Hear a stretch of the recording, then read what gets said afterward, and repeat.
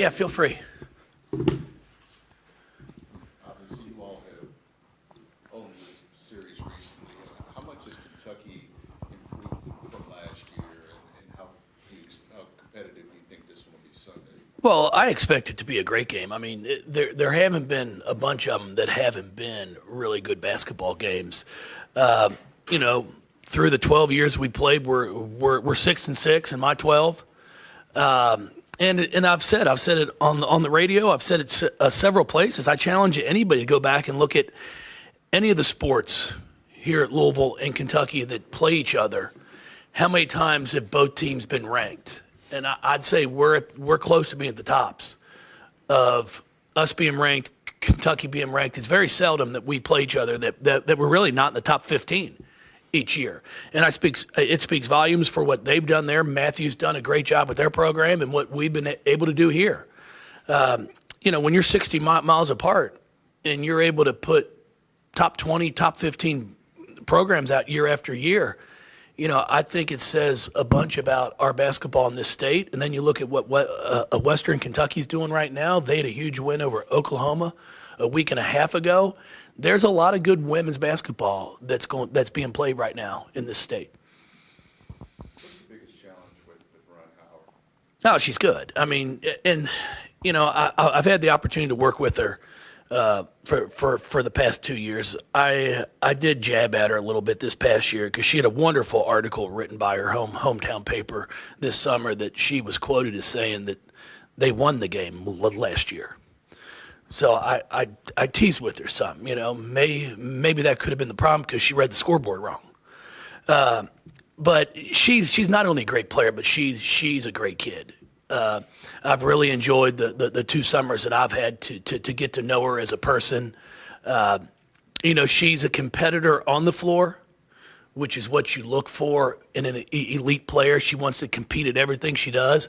But then once she steps off the floor, she's a wonderful young lady. And I think that speaks volumes for her because that's exactly what you want. You know, that's what we're trying to recruit here, and that's what we have. We have players that can flip a switch once they step onto the floor and compete and get after it as hard as they can. But once they're off that court, they're great people.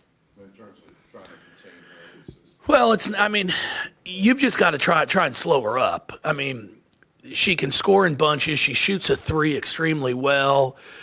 She's been really working on her post-up game. She's posted up more this year than I've seen her in the past year. And then she's passing the ball well. She defends. She's very long. She gets deflections. I think she leads them in steals. So she plays both ends of the floor.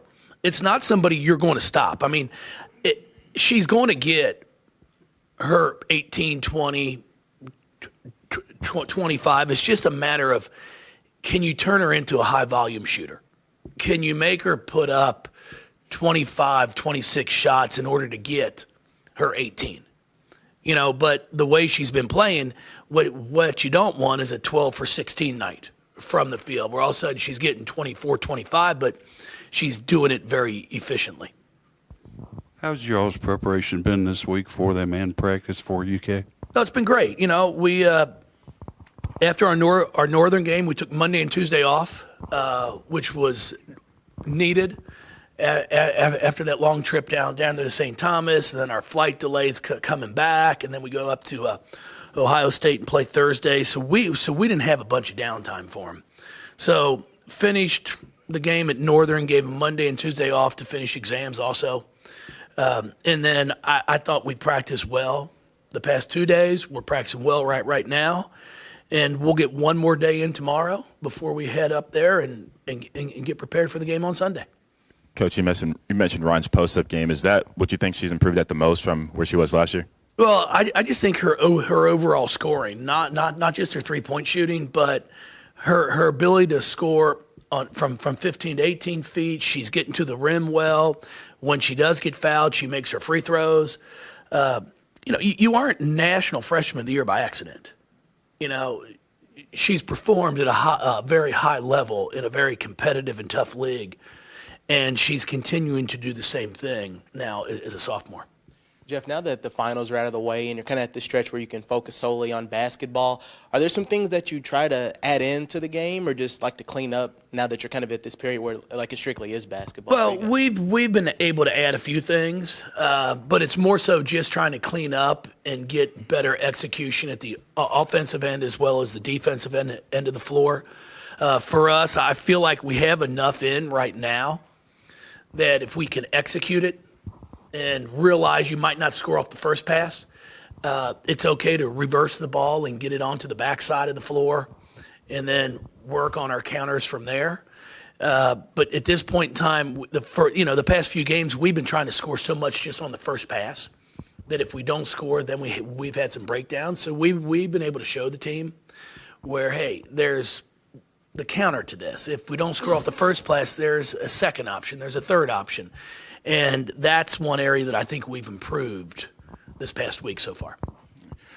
What do you like about your depth? I guess the last couple of games you've used at least 10 players. What do you see coming out of using that whole bench? Well, we need it just to be able to continue to throw players at people. You know, when you can give some people some rest throughout a game, then you're able to get their best effort throughout the entire game. I never want to have someone, pace themselves to where it's like, hey, I've got to save something for the fourth quarter, because then you aren't getting the best out of them. Now, we've had a ball game or two. Our Oregon game, I know Dana and Elizabeth Balagoon played all 40 minutes, but they were playing at a high level for 40 minutes. So if you can do that, great. But for us right now, our depth has helped us. Jazz has picked up some early foul trouble the past few ball games. We've got to get her to get out of that so she can stay on the floor. But no, overall, it's a ball club that, we're going to continue to get better. We're nowhere where we need to be, but that's why you've got your non-conference games, and then we've got 2 months of conference ball games to get this team to where I think we can be come March. In addition to Hare, they've got a couple other weapons on their team. Just talk about those other forces they've got. No, they're a really good basketball team. They're ranked 14th in the country by one poll, I think, 11th by the other. So you don't do that with just one player. Their guard play, their post play. Roper played really well the other night. Shot the ball extremely well. Wyatt, you've just got a bunch of them that can play. And I think they're doing a really nice job of playing within their strengths. The Haynes girl that transferred from Arizona State's a scorer. She's able to shoot the three and get to the rim. I've been very impressed with her when I've seen her on film. So we're going to have to play well. There's no question about it, and we're going to have to play hard. How close are you to figuring out kind of a set rotation, or is that something that just continues to evolve and depends on who you play as the season goes on? A lot of it's going to depend on who we play, to be honest with you. Like, we'll go with a lineup today on Sunday that was different from our one on last Sunday and was different from our one on Thursday at Ohio State. It's really going to be dictated by who we play and what our matchups are. And that's a benefit for us too. It's nice to have players that are okay if they don't start every single game, because they know they're going to get a chance to play. And when you get that opportunity to play, you have to do something with it. Can we get an update on Norika's status with her knee and Sagan's status with her ankle? Norika's been practicing. She looks great. She feels good. She feels better than she did before, so we're excited about that. Sagan actually jogged on the treadmill the other day for about 10 minutes and said she felt pretty good. But, it was a deep ankle bruise, bone bruise, and it's one of those that if you don't let it heal itself, then it's just going to be there the entire season. Unfortunately for her, it's been 2 months that the poor kid has not been able to get out there and compete. So we're still evaluating everything with her, but Norika's fine, and we'll be out there on Sunday. Coach, you mentioned how competitive this rivalry has been, both of you being kind of in the top 15 historically. Just how much do you feel like this game historically prepares you guys for going into conference season? Well, it's just like any other really good game. I mean, it's one of those. It's a rivalry game. I mean, we've lost it a few years and gone to Final Fours. So I don't put stake into how we do in this game is going to dictate how we play the rest of the year. But it is a good test for us. It's a good test for them to figure out where are we, what do we have to work on, because we've got one game after this, and then we go home for break, and then it's Syracuse at home and ACC play. So it's you've got to figure things out in a hurry now, because it's getting close to league play. You've been on the road for the last few games. Obviously, down, when you were out of the country, I mean, there wasn't a hostile environment, but Ohio State was. What do you expect kind of on Sunday at Rupp? And your fans usually travel well there. Yeah, we've had fans at our Ohio State game, Northern. We had a great turnout there at that ball game. I'm hoping, we're playing in Rupp. They've moved the game to Rupp, so hopefully, they'll bring a big crowd too. It'd be great to have 13 or 14,000. Both teams deserve that.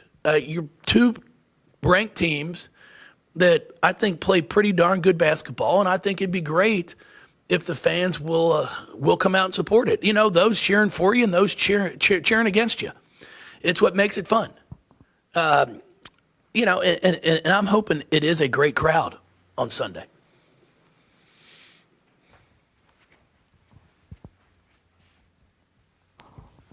Coach, you made an appearance on Packer and Durham this morning. How did that go for you?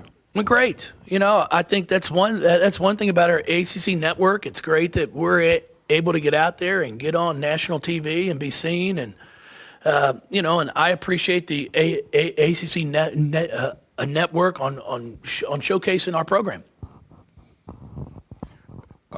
Kentucky plays a variety of defenses, and you've seen a variety of defenses. But Kentucky's been known more for pressing and man-to-man defense. How has this team really adjusted? I'm talking about your team, adjusted to like a variety of defenses that you've seen, like Northern Kentucky with the zone, and now a team like Kentucky. Well, I think we've done a pretty good job. We've actually had a few really good days of practice here preparing for it. Kentucky's going to play a style that nobody's really presented yet to us, and how they like to press and how they like to turn the heat up. And what we've talked about our kids is, if you're going to turn the ball over, we need dead ball turnovers. We need it to be where the possession stops and we can get back on defense. You have dead ball turnovers, then you've got a chance to play 5-on-5. What we don't want are live ball to where now it's turned into easy transition baskets. So we've addressed that. We've talked about that. With the way they play, you're not going to go into the game and not turn the ball over. It's going to happen some. We've got to attack it to score. That's one thing that we've talked to our players about. Like, if someone's going to press you and get after it, you've got to go at them. You've got to make them pay for it. Easier said than done, but we've tried to emulate what they're going to do, and hopefully we'll see success on Sunday.